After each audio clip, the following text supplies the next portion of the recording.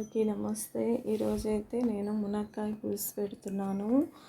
ఈ మునక్కాయలు అయితే ఒక లావు మునక్కాయ ఉందండి చెట్టుకి, మిగతావన్నీ సన్నగా ఉన్నాయి. ఇంకా అవి బాగా కాయ అవ్వలేదు. నేను ఆ ఒక్కకాయ కోస్తుంటే ఈ 2 కాయలు రాలేయండి. ఆ ఒక్కకాయ అయితే అన్నయ్య వాళ్ళ ఇంటికి వెళ్ళినప్పుడు ఇచ్చాను, అన్నయ్య వాళ్ళకి ఇచ్చాను. ఇవైతే కాస్త కొంచెం వాడినట్టు ఉంటేను నేను కొంచెం వాటర్లో వేసి పెట్టానండి. ఇలా వేసి పెట్టడం వల్ల బాగా ఫ్రెష్గా అయిపోయాయి. టమోటా ఈ మామిడికాయలు చూసారా, ఒక్క రోజుకే బాగా మగ్గిపోయాయండి. 2 డేస్కి మగ్గిపోయాయి. అదైతే చాలా పులుపు ఉంది, కానీ ఆ మగ్గిన కాయ గుజ్జు తీసి పెట్టుకున్నాను. దాని పులుసులో వేసుకోవచ్చండి. చాలా పులుపు ఉన్నాయి, తీపి అయితే లేవు. నేను పులుసు రెడీ చేస్తున్నాను. ఓకే అండి, తిరగమాత పెట్టుకున్నాను. ఫస్ట్ ఆనియన్స్, తర్వాత తిరగమాతలు అన్నీ వేసుకున్నాను. తర్వాత టమాటా వేసాను. ఈ టమాటా కొంచెం మగ్గిన తర్వాత కారము, మనం తగినంత కారము, పసుపు, ధనియాల పొడి వేసుకోవాలి. తర్వాత మునక్కాయలు వేసుకొని వాటర్ వేసుకోవాలి. ఇలా మా టమాటాలు మగ్గిన తర్వాత కారము, ఉప్పు కూడా వేసుకోవాలి. ఉప్పు వేసుకోవడం వల్ల మాడదండి, బాగా గుజ్జుగా తయారవుతుంది. ధనియాల పొడి కూడా వేసాను. కొన్ని కాయలే కాబట్టి ఒక్క టమోటా వేసాను. మనకైతే కూర కూడా చిక్కగా ఉంటుందండి. ఏ పులుసు కూడా ఇలా చేసుకోవడం వల్ల పల్చగా రాకుండా చిక్కగా ఉంటుంది. మనం తగినండి వాటర్ పోసుకోవాలి, మరీ పల్చగా వేసేయకూడదు. మనకి కూర చిక్కగా ఉంటుందండి. ఇలా టమాటా గుజ్జులా అయిన తర్వాత కారము, పసుపు, ధనియాల పొడి, అది ఉప్పు వేయడం వల్ల మాడదండి, మాడకుండా మగ్గుతుంది. ఇప్పుడైతే నేను మునక్కాయలు వేసేసాను. ఇది కొంచెం వాటర్ పోసుకొని, 1/2 గ్లాస్ వాటర్ పోసుకొని, ఇది మగ్గిన తర్వాత ఈ మునక్కాయలు మెత్తబడిన తర్వాత నేను మామిడికాయ గుజ్జు వేసేస్తాను. నేను 4-5 ఒక 10 బెండకాయలు ఉన్నాయండి. అవి కొంచెం వాడి ఉన్నాయి. అవి కూడా కాసేపు వాటర్లో వేసి పెట్టాను. అవి కూడా ఫ్రెష్ అయ్యాయి.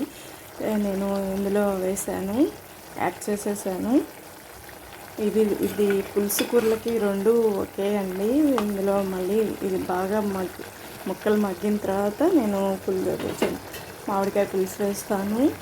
ఇవి అంటే వాడిపోయాయని చాలామంది పడేస్తామండి. కాసేపు వాటర్లో వేసి చూడండి, అవి ఫ్రెష్ అవ్వకపోతే పడేయచ్చు. అలాగే తినేయమని నేను చెప్పట్లేదు. చాలా దేశాల్లో మట్టి తిని బతుకుతున్నారండి, ఆహారం లేక. ప్రతి దానికి మనం ఇంపార్టెంట్ ఇవ్వాలి, ప్రతిదాన్ని మనం వాల్యూగా చూడాలి. మనం ఈ కర్రీ కూడా చూడండి ఎంత టేస్టీగా ఉంటుందో.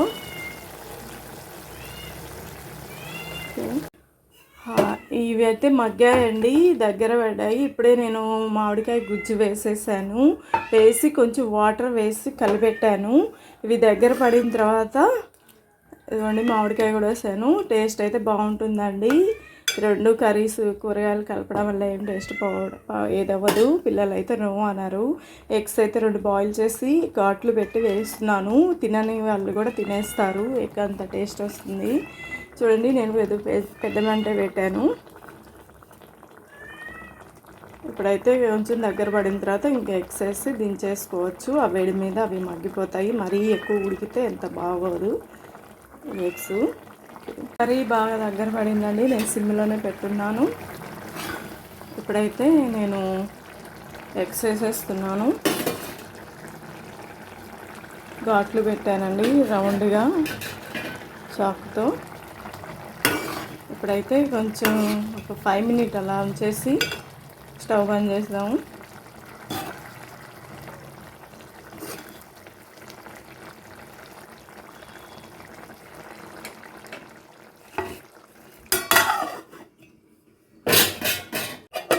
మన మునక్కాయల కర్రీ రెడీ అయ్యిందండి. ఎగ్స్ వేసి చాలా చిక్కగా అయిపోయింది. ఎంత టేస్ట్, స్మెల్ కూడా భలే ఉందండి. ఇప్పుడైతే నేను సర్వ్ చేసుకుందాం. ఓకే, మునక్కాయ ఎగ్ కర్రీ రెడీ అండి. సర్వ్ చేసుకోవడమే. ఇంకా సూపర్ టేస్ట్ ఉందండి నిజంగా. పిల్లలు చెప్పేటప్పుడు మీకు వీడియో పెట్టాలనుకుంటున్నాను, కానీ పిల్లలు పెట్టొద్దన్నారు. ఓకే, చాలా టేస్ట్ వచ్చిందండి. Thank you.